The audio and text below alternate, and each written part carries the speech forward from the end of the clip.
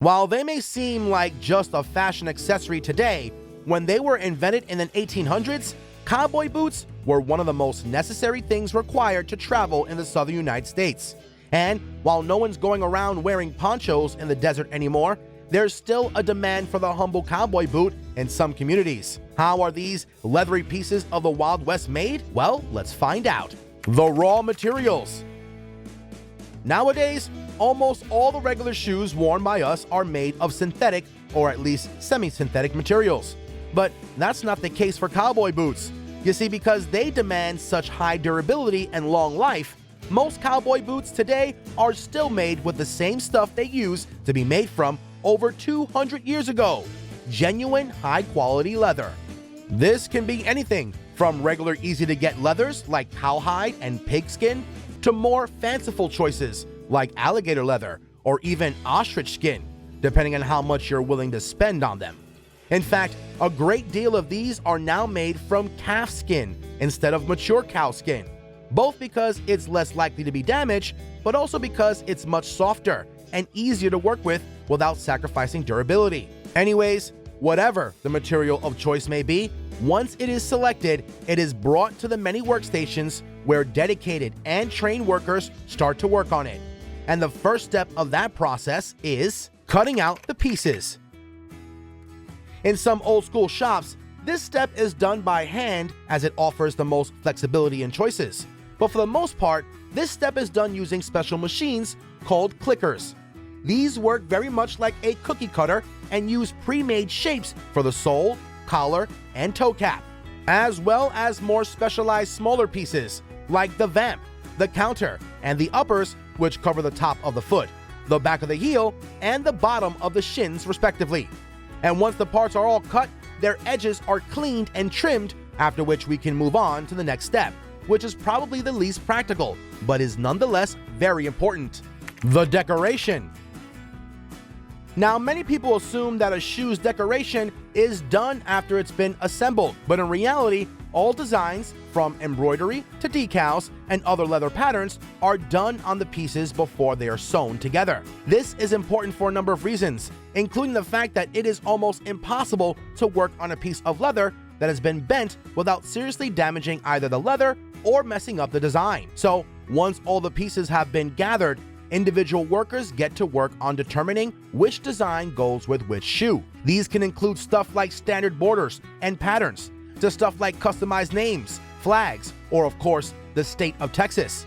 In hand-working shops, the designs are taken from cardboard cutouts and a white powder is dusted over the cutout so it leaves an outline on the leather that a worker can then trace and embroider. In other factories, the designs are predetermined and a programmable machine simply embroiders them across the material without skipping a beat. And the design alone isn't the only thing that can vary, as stuff like the thread color, thread pattern, and even stitching design can be changed all according to what you want. Another increasingly popular technique is to use 2 layers of leather and cut out a pattern in the upper layer so that it adds some depth to the shoe, which once again is done using a machine similar to the one that cuts the pieces. And once the main design is done, piping is applied to the edges of the leather to prevent fraying, while a mechanical press is used to flatten out the whole thing for the most comfortable fit. And after this, we finally move on to the most complicated and important step of the process: the assembly.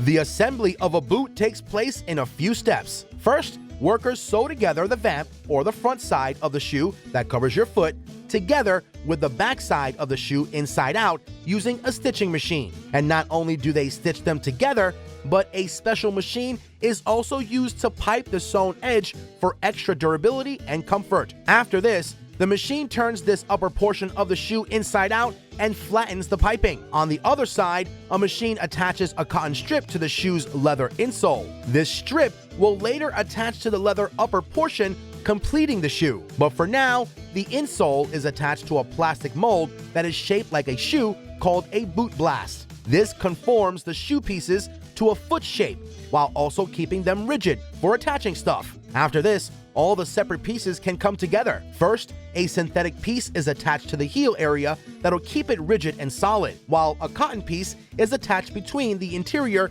and exterior layers of the toe cap to help it conform to the front. Now, a laser guide is used to attach the insole and boot blast to the leather top portion, which is then sewn onto the insole, completing the main shape of the boot. But for something like a cowboy boot, a single stitch is not enough. That's why a thicker leather strip known as a welt is also used to border the shoe and insole and keep them together. This leather piece is what gives cowboy boots their legendary durability. Once this is done, a steel shank is applied to the bottom of the insole to help give it rigidity. And once that is dried, a mixture of granulated cork and glue is applied on top of that. This is done to A, help the sole keep its shape without adding too much weight, and B, to help prepare it for the next step, that being the attaching of the sole. Here, a solid leather piece is glued using industrial strength materials to the bottom of the insole over the cork, and that, combined with the glue inside the cork, means that the entire sole is as solidly attached as it can be. Once this is done, only a few steps remain. First, a cutting machine is used to trim off all the excess leather from the outer edge of the leather sole. And once that's done, another stitching machine uses interlacing threads to attach the sole to the shoe one final time. These threads are special because, unlike normal ones, these have been roped together, making them ridiculously strong. All of that combined with the hot glue and cork means that the bottom of the shoe will remain durable for years to come. After this, the bottom layer of the sole can be glued on. This can be made of leather or rubber, depending on your preference. Now, it's time to attach the heel, which is done using an automatic nail gun, in which nails are loaded at the desired spots depending on the size and kind of heel. Once this is done, a worker can simply attach the boot and a heel piece made of leather, wood, or rubber that is then nailed with laser precision to the boot. And once that is attached, the boot is all but complete, leaving only one final step: the finishing processes.